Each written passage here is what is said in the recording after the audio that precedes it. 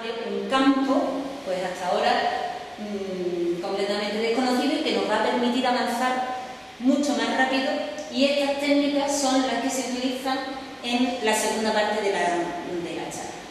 Nosotros estamos involucrados en un proyecto que utiliza estas técnicas para conocer pues, la diversidad en los suelos de Andalucía bacteriana en distintas localizaciones y, lo que es más interesante, la búsqueda de nuevas cosas, nuevas actividades, nuevas propiedades que sean interesantes que tengan estas bacterias que nosotros vamos a buscar con estas técnicas que se llaman metagenómicas, en el sentido que ya no necesitamos el organismo completo, solamente necesitamos su ADN, no necesitamos trabajar en el laboratorio con todos ellos.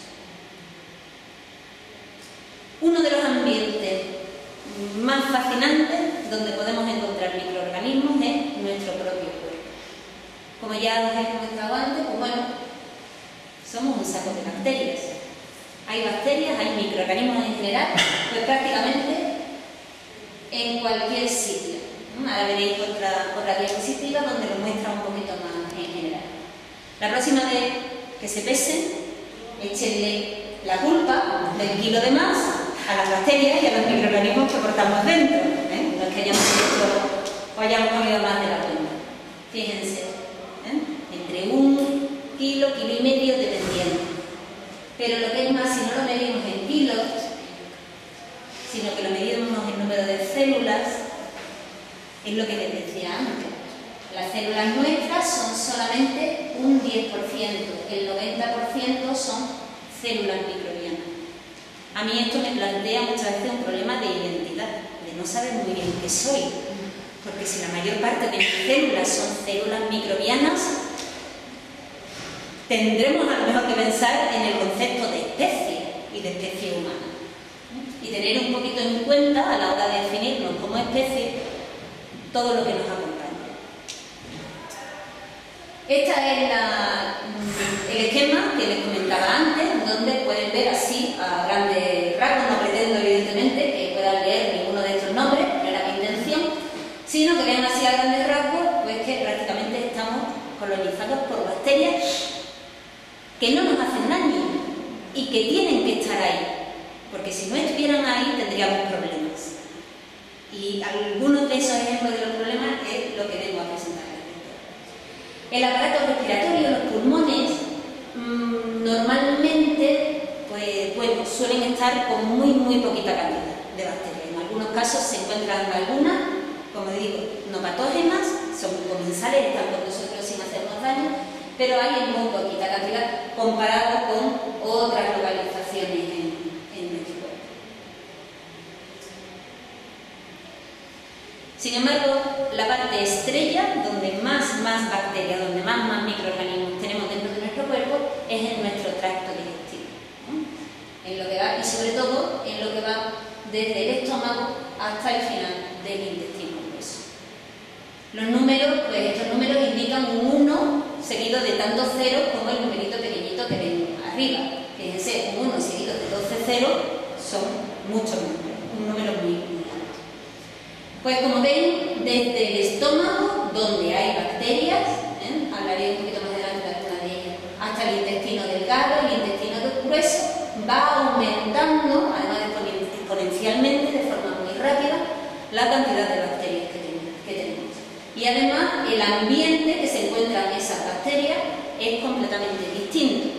En el estómago hay más oxígeno que el que se puedan encontrar en el colon, con lo cual eso va a determinar pues, qué características tienen las bacterias que están dentro de nosotros, porque no es lo mismo lo que se encuentra en el estómago que lo que se encuentra más adelante. Sin embargo, a pesar de que hay una diferencia en las distintas partes de nuestro sistema digestivo, cuando uno estudia qué bacterias están ahí, resulta que están agrupadas en muy poquitos grupos. Esto es lo que indica esta figura de aquí, son los distintos grupos de bacterias, cómo se clasifican. El ser humano tiene una tendencia a clasificar las cosas y ponerlas en cajas, ordenarlas según sus características, pues con los seres vivos hacemos lo mismo. Las bacterias las clasificamos, las ordenamos y en nuestro sistema digestivo y en la piel vamos a encontrar fundamentalmente ejemplos de muy pocos grupos, en concreto de 4. Y en el sistema digestivo en concreto, pues fundamentalmente de 2, Bacteroidetes y Firmicutes. Con lo cual eso indica que hay pues, una cierta selección de todas estas bacterias que existen en el planeta, en el mundo, pues con nosotros, en nuestro sistema digestivo y en nuestra piel, están unas poquitas, o de unos grupos muy concretos. Sin embargo, cada uno de nosotros tenemos una flora, un conjunto de bacterias completamente distintas. Es decir, el nombre y el apellido de las bacterias que tenemos cada uno de nosotros es diferente, pero todas van a pertenecer al mismo grupo. Eso es lo que nos permite, pues por ejemplo, aplicaciones como esta. No tiene nada que ver con el intestino y la flora intestinal, pero me sirve para ilustrar cómo cada uno de nosotros somos únicos en nuestra carga microbiana. Esto es una aplicación forense para mí bastante curiosa, en la cual, si observan los colores hacen referencia a 3 personas distintas y hacen referencia a la carga de bacterias que tienen esas 3 personas. Y esa carga bacteriana se obtuvo de los ordenadores y los ratones que utilizaban esas personas. Es decir, aquí lo que estamos comparando son las bacterias que estaban presentes en los ordenadores de esas personas con las bacterias que estaban presentes en la piel de esas personas. Y si ven, se ajustan perfectamente. Las rojas, que procedían del individuo X, pues se agrupan con las bacterias que se aislaron del ordenador del individuo X. Y de hecho es una de las técnicas forenses que hoy en día se está intentando utilizar en la identificación de personas en ciertas situaciones. Volviendo un poquito a donde lo había introducido, que es nuestro tracto digestivo, nosotros como especie nacemos, vamos a llamarlo, completamente estériles, pues es lo que más o menos está establecido, es decir, no tenemos contaminación microbiana ninguna cuando estamos dentro del útero, rodeados por la placenta y más o menos protegidos. Evidentemente pueden pasar ciertos patógenos, pero por regla general no tenemos la carga microbiana que tenemos posteriormente. Adquirimos esa carga microbiana cuando salimos. Una vez que salimos al exterior, pues a través del momento del parto, posiblemente con la alimentación y con el contacto con el ambiente, nos colonizan todos estos microorganismos. Pero tienen un papel importantísimo en el funcionamiento de nuestro sistema digestivo. Se pueden conseguir animales que no tengan ninguna carga microbiana. Son animales y se pueden desarrollar, pueden vivir. Todos sus órganos se establecen, funcionan. Pero hay que mantenerlos en unas condiciones completamente controladas. No pueden estar en contacto con ratones normales, con animales normales. Se me escapa la palabra ratón porque es normalmente donde se hacen estos experimentos. No pueden estar en el ambiente, están completamente confinados. Y eso es porque estas bacterias que nos colonizan tienen un papel esencial en el desarrollo, en nuestro caso y en el caso de muchos animales, de todo el sistema digestivo, de todo lo que es el intestino, pero lo que es más importante, en el desarrollo de nuestro sistema inmunitario. Los patógenos, los que nos pueden hacer daño, ¿cómo entran en contacto con nosotros? Pues fundamentalmente por la piel, las vías aéreas y por lo que ingerimos. Con lo cual, si llegan hasta nuestro intestino, por ahí hay muchísimas células que son del sistema inmunitario, sobre todo en los bebés, que está el sistema todavía, que no sabe a quién tiene que reconocer, que no se ha enterado muy bien si hay un patógeno o no hay un patógeno, pues en ese momento es donde estas bacterias tienen un papel esencial en que ese sistema inmunitario que nos va a proteger el resto de nuestras vidas funcione como tiene que funcionar.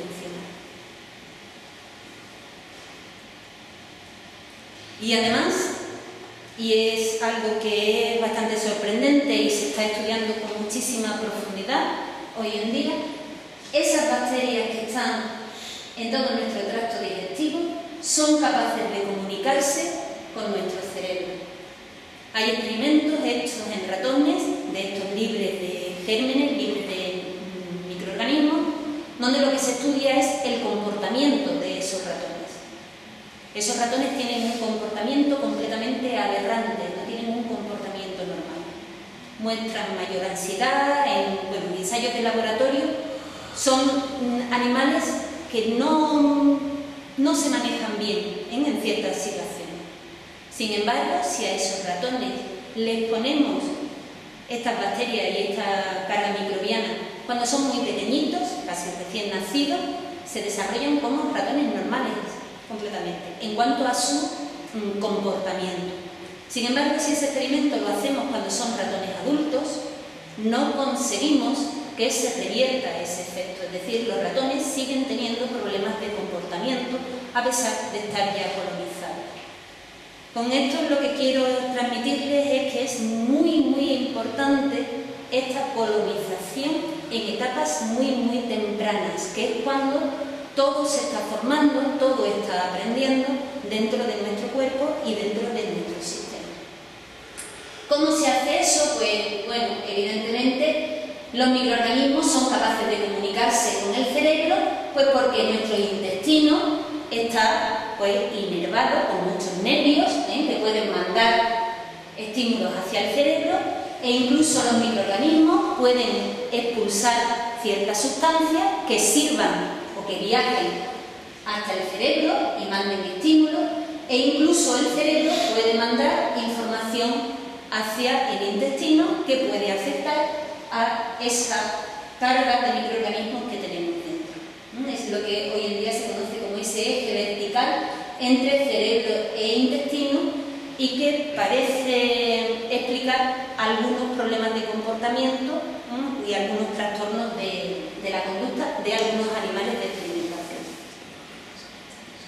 Ejemplos u otros ejemplos de comportamiento, pues aquí tienen algo que seguro que han escuchado hablar en algún momento, que son los probióticos, es decir, bacterias que nos hacen bien, que nos hacen un bien si las ingerimos. Pues se ha demostrado que nos hacen bien en ratones de laboratorio. Pues aquí ven que aquellos ratones que han ingerido estas bacterias lácticas son de las que hacen queso, yogur, esas cosas tan ricas que nos comemos rutinariamente. Pues si ingerimos ciertas de esas bacterias, los ratones están menos estresados en comparación con ratones que no han ingerido esas bacterias. Es decir, tienen un efecto en nuestro comportamiento, en el comportamiento de los ratones en respuesta a esa situación. Y evidentemente pues eso se hace a través de ciertos nervios y a través de ciertos receptores cerebrales. Es un ejemplo de comunicación en ese eje vertical que les comentaba. Un ejemplo muy curioso que no me he podido resistir a traerles respecto a cómo influye en el comportamiento la flora de todo este sistema digestivo es este experimento hecho con moscas. Estas moscas son esas que le salen a la fruta cuando la fruta se está descomponiendo, un poquito, que son unas moscas muy pequeñitas. ¿No las han tenido en casa alguna vez? Que dan ganas de hacerles así. Y, bueno, pues son estas, son las que se llaman las moscas del vinagre, heterosófilas, y son muy utilizadas como animales de laboratorio porque son muy fáciles de manejar y se conocen muy bien. Bueno, pues en este experimento, en un laboratorio se les ocurrió, para demostrar la influencia de esta carga microbiana en el sistema digestivo, en el comportamiento de estas moscas, se les ocurrió alimentar